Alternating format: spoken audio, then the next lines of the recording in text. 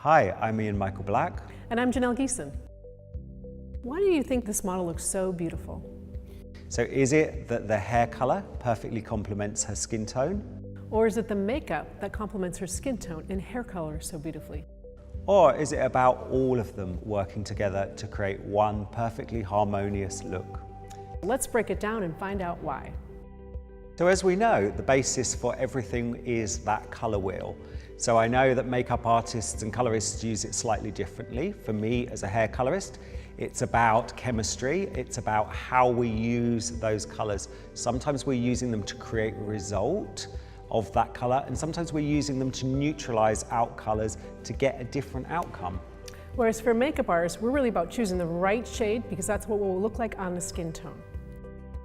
Okay, so let's look at the color wheel and divide it into warm and cool.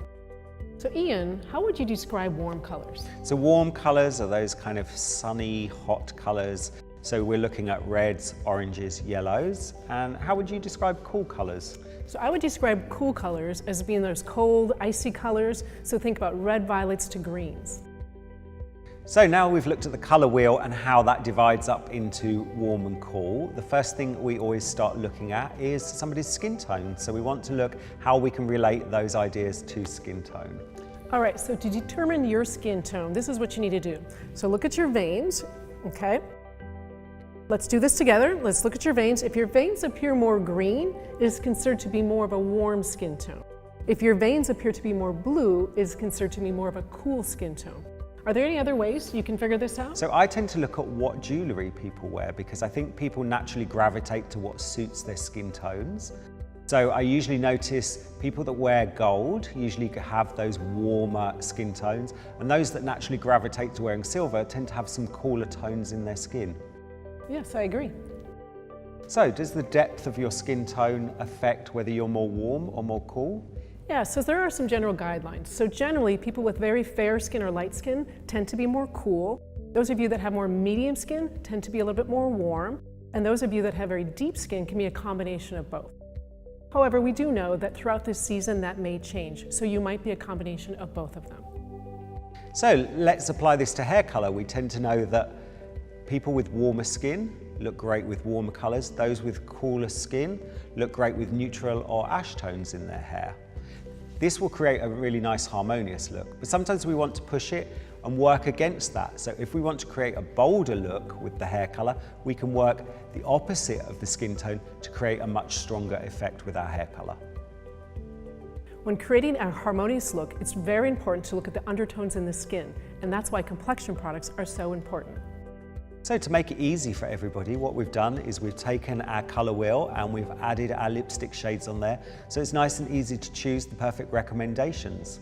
So in the center of the color wheel, we've added all of our neutral or natural shades. So these are great go-to shades. And these, once again, are based on skin tones from light to dark, as well as the other colors as well. It's all about the depth of the skin and the best choices based on their skin tone. So it's the same principle when we work with hair color. We know if we take a darker color, it tends to push things in a little bit. If we want to bring something out, we use a much lighter shade.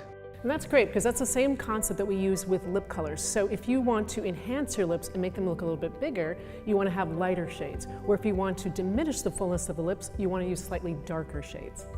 So now let's look at some examples of creating those harmonious looks with hair color and makeup. So the first examples we want to share with you are some blondes. So as we know, blondes can be categorized warm or cool. Let's look at our first model.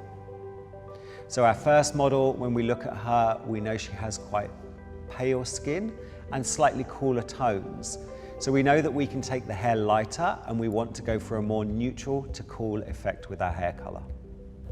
With that, I took in consideration the cool skin tone that she had and this beautiful icy blonde that Ian created. So I chose a really blue-violet pink to complement her amazing lips. They're very full, and that bright color will really accentuate that.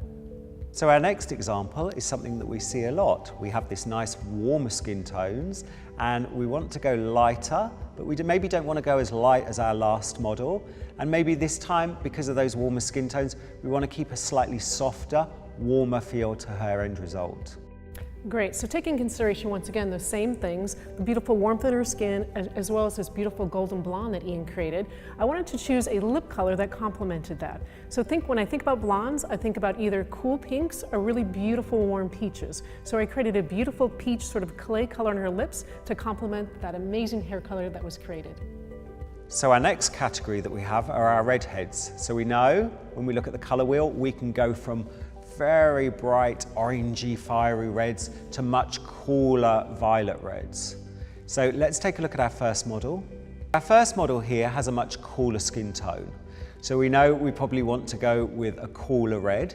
So with this model we thought what would really complement her perfectly is going quite strong on the cool scale and going with a really nice true violet through her hair.